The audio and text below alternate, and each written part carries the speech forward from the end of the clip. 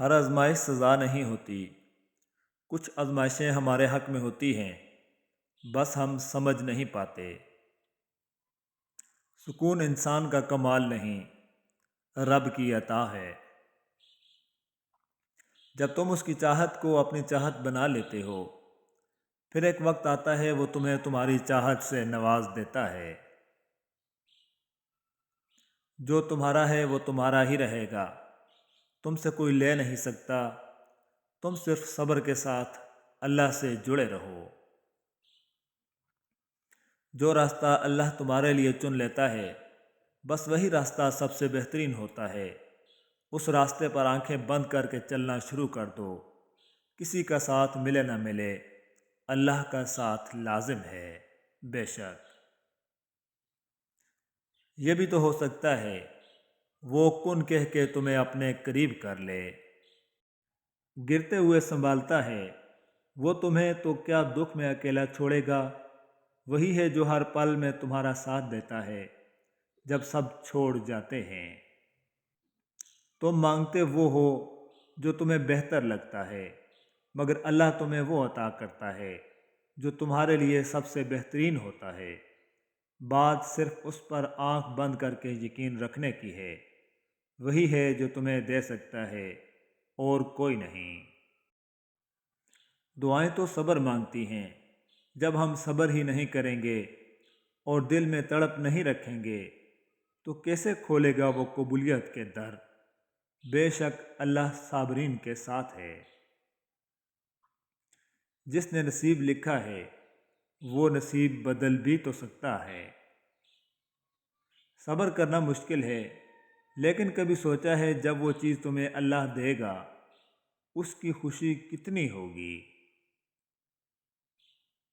جب ہمارے صبر کی آخری حد ٹوٹ جاتی ہے تب اللہ فرماتا ہے کن، وہ تو بس ایک بار کہے گا، بس ہو جا، وہ ہو جائے گا۔ معجزوں کے دروازے تو ہمیشہ سے کھلے ہوئے ہیں۔ کیا کبھی تہجد پڑھ کر دیکھی ہے؟ تہجد تو خود اپنے آپ میں معجزہ ہے۔ ایک دفعہ تہجد میں اپنے اللہ سے سب کہہ کر دیکھو، اور پھر دیکھنا وہ سب بند دروازے کہاں کہاں سے کھولتا ہے۔ ہم یہ کیسے بھول جاتے ہیں؟ جس نے ہمیں دعا مانگنا سکھائی اس نے دعا کے قبول ہونے کا وعدہ بھی تو کیا ہے۔ دعا تو مقدر موڑ دیتی ہے، تو بس یقین رکھو اپنی دعاؤں کی قبولیت کا۔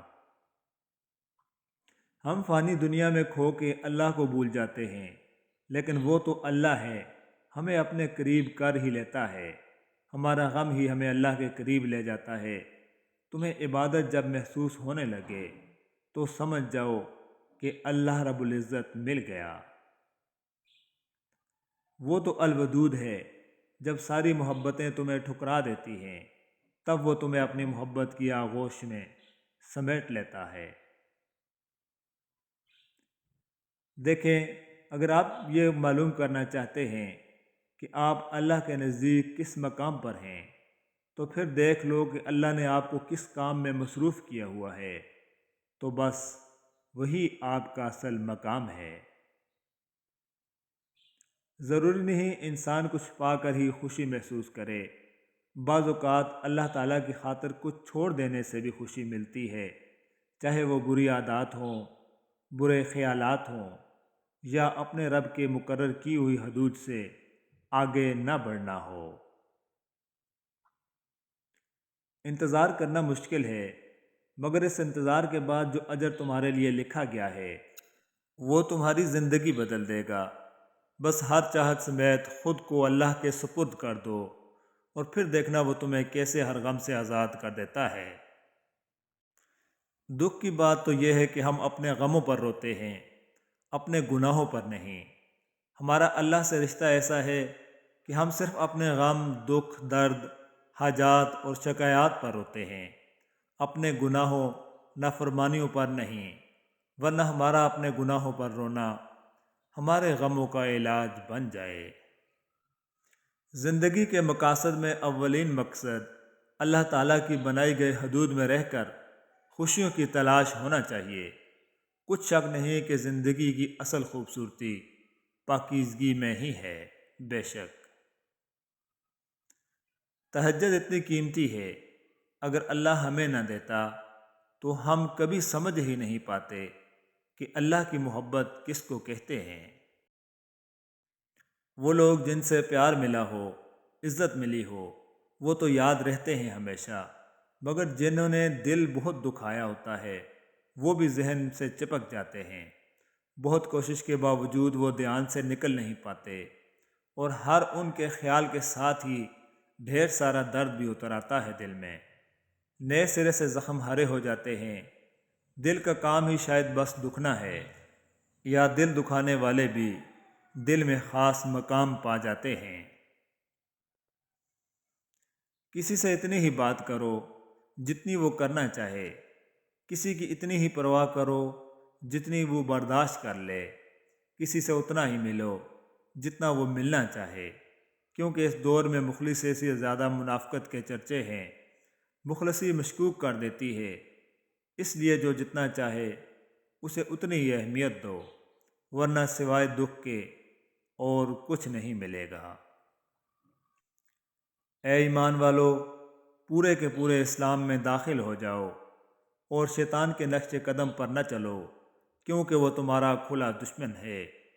پھر اگر روشن دلائل آ جانے کے بعد بھی تم پھسل گئے تو یاد رکھو کہ اللہ زبردست حکمت رکھتا ہے، اور وہ یہ بھی خوب جانتا ہے کہ اپنے مجرموں کو سزا کس طرح دینی ہے۔ سنا ہے یقین رکھتے ہو، کیسا یقین کہ جو چاہیے تھا وہ اسی وقت نہ ملا تو مانگنا ہی چھوڑ دیا، یا پھر ایسا یقین کہ یہ کہہ دیا کہ دعاؤں سے کچھ حاصل نہیں ہوتا۔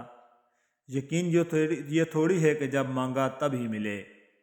یقین تو یہ ہے کہ دعاؤں کا سلسلہ یہ سوچ کر جاری رکھا جائے کہ جب اللہ چاہے گا تب ملے گا، پھر دیکھنا کن فیکون بھی ہوگا اور ناممکن بھی ممکن بنا دیا جائے گا۔ بے شک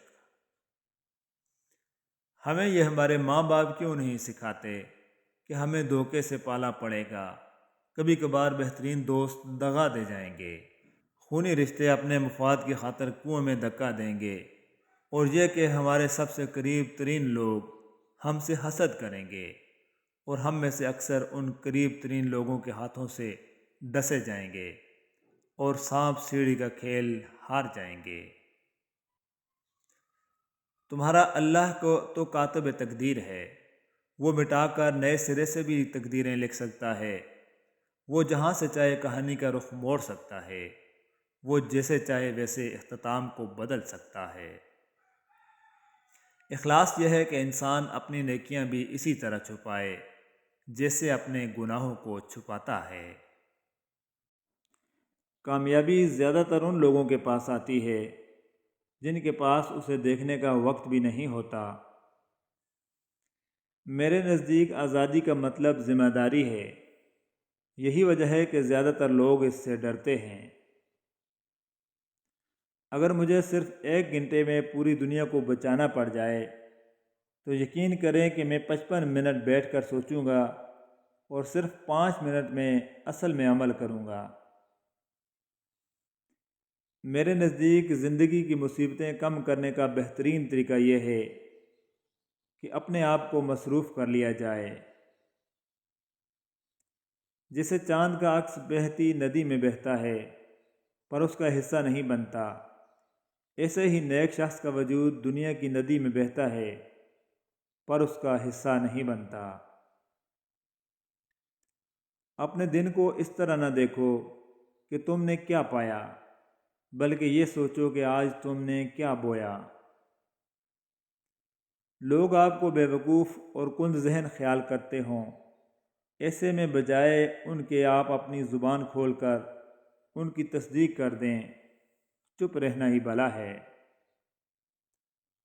اگر آپ کسی سے یہ توقع رکھتے ہیں کہ وہ آپ کے ساتھ اچھا رہے گا کیونکہ آپ اس کے ساتھ اچھے ہیں، تو یہ بالکل اسی طرح کی توقع ہے کہ شیر آپ کو نہیں کھائے گا کیونکہ آپ بھی شیر کو نہیں کھاتے۔